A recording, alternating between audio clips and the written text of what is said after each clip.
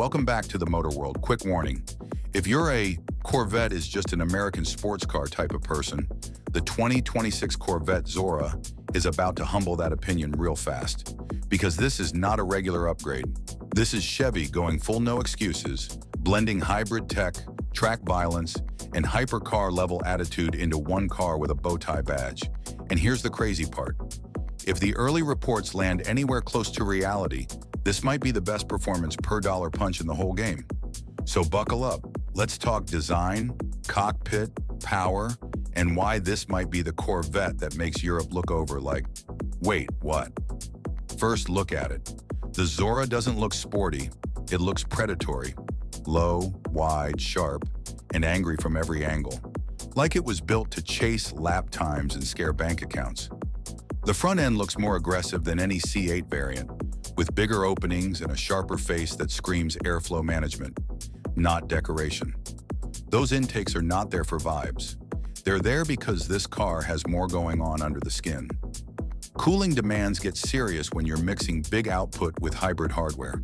The headlights are slimmer too, almost laser-like, giving the car that futuristic stare, especially at night. You know that look a car gets when it's basically saying, move. Yeah, that.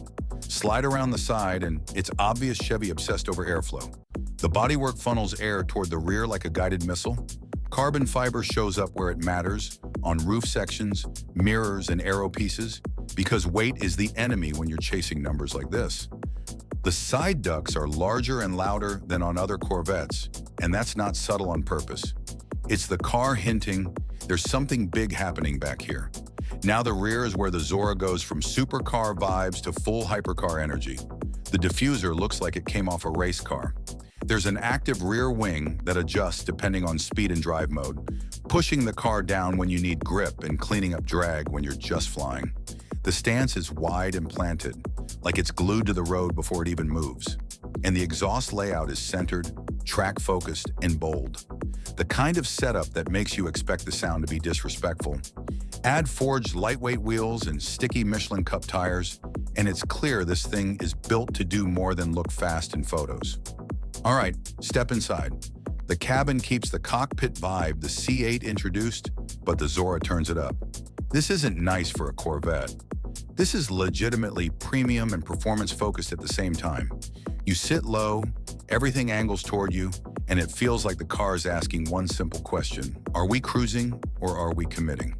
The steering wheel has that flat top, flat bottom race shape, and it's packed with controls so you can change modes without taking your hands away when things get spicy. The seats are real performance buckets with the right bolstering, wrapped in leather and Alcantara, with contrast stitching, and carbon fiber in the seat backs to keep weight down. It's comfort plus lock-in, exactly what you want when the car starts moving like this. In front of you, the digital cluster changes personality depending on what you're doing. Chill mode keeps it clean. Track mode turns into a command center with boost, temps, and the stuff you actually care about when you're pushing. The center touchscreen runs Chevy's latest system with smartphone integration and navigation. But here's what matters. It doesn't feel like a gadget show. It feels focused. Less distraction, more driving. Now we can talk design all day, but you already know why you're here. The power. This is where the Zora stops being a fast Corvette and becomes a headline. The talk right now is a hybrid setup pairing a twin-turbo V8 with an electric motor up front. That's not just for bragging rights. It changes how the car launches, how it rotates, and how it puts power down coming out of corners. And the numbers being thrown around are wild. Roughly 1,000 horsepower and over 950 pound-feet of torque.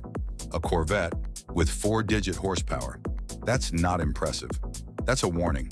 The front electric motor brings instant torque, meaning launches get brutal. It also helps traction in real-world conditions, not just perfect weather. All-wheel drive, instant front axle assist, and a strong rear setup is basically the recipe for blink and you're at illegal speeds, which is why insiders keep hinting at 0 to 60 around 1.9 seconds, with a top speed in the 220 mile/hour neighborhood. That's the kind of speed that makes your stomach feel like it's buffering. Power should go through a fast dual-clutch transmission tuned to feel sharp and immediate. Cruising stays smooth. When you send it, it snaps through gears like it's reading your thoughts.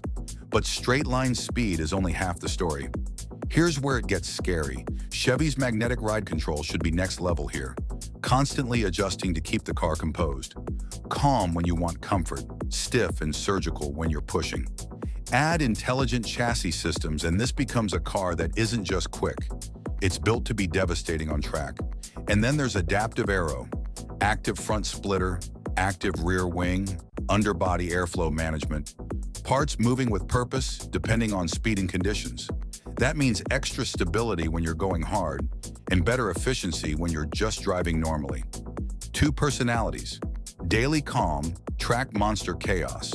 Braking is expected to be carbon ceramic because at this level, brakes aren't a feature, they're a requirement. And the hybrid system adds another layer. Different drive modes, including a quieter electric-style mode for creeping through the city and a full performance mode where everything hits together. There's even talk of e-boost-style punch for launching and overtakes.